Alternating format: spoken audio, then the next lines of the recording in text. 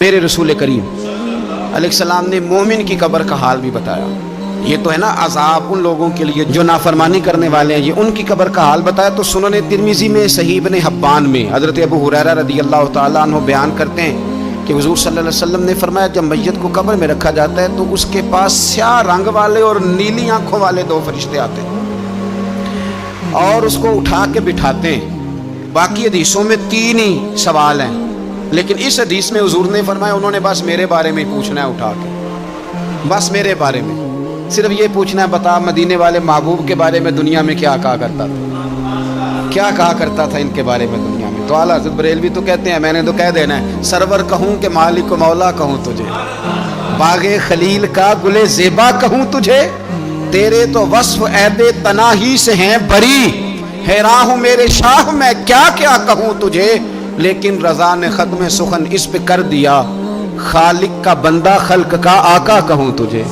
اور پیر میر علی شاہ صاحب کہتے ہیں میں نے وہاں یہ کہنا ہے کہ مکھ چند بدر شاشانی ہے تے متھ چمک دی لاٹ نورانی ہے، کالی زلف تے اکھ مستانی ہے، مخمور اکھی ہیں مد بریاں، سبحان اللہ، ماں اجملا کا ماں اکملا کا ماں اکسنا کا تے کتھے مہر علی، کتھے تیری ثنا، مشتاق اکھیں کتھے جاڑی۔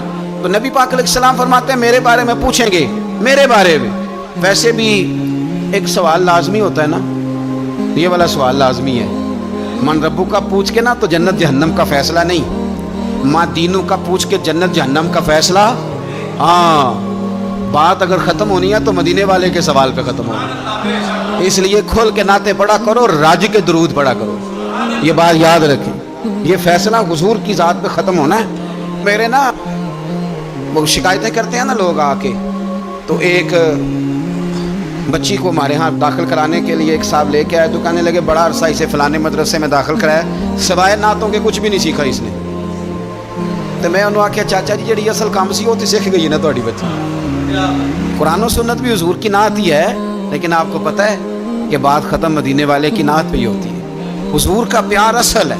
تو حضور فرماتے ہیں میرے بارے میں پوچھا جائے گا، وہ کہے گا کہ ان کے بارے میں کیا پوچھتے ہو، اشہد ان لا الہ الا اللہ و اشہد ان محمدن عبدہ و رسولہ۔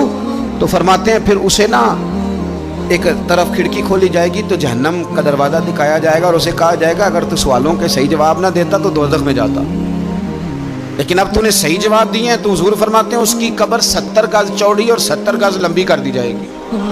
کتنی جی؟ مسجد میں اے سی والے حال میں جگہ مل جائے تو بندہ بڑا سکھی رہتا ہے، اور صبح جائے بینک اور پہلی لائن میں موقع مل جائے تو بندہ بڑا سکھی رہتا ہے کہ میرا جاتے ہی کام ہو گیا۔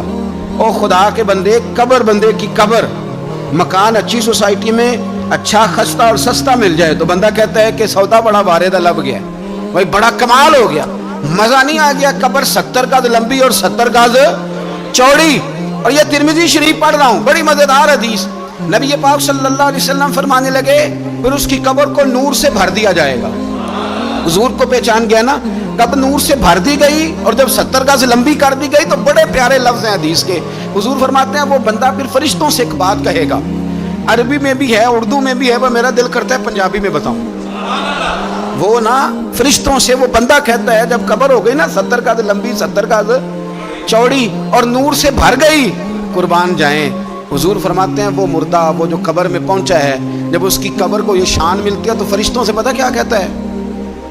کہتا ہے میں گھر نہ دسا وا جا کے، یہ ذرا گھر نہ بتاؤں دوڑ کے، یہ ذرا میں اپنے گھر بتاؤں بھاگ کے کہ اللہ نے بڑی خیر کر دی، اپنی اماں نو دسا وا، اپنی اماں نو میں بچوں کو بتا کے آؤں کہ موج بن گئی ہے، میں ذرا میں بتاؤں اپنی بیوی کو، بتاؤں اپنے بہن بھائیوں کو، میں گھر نہ دسا وا۔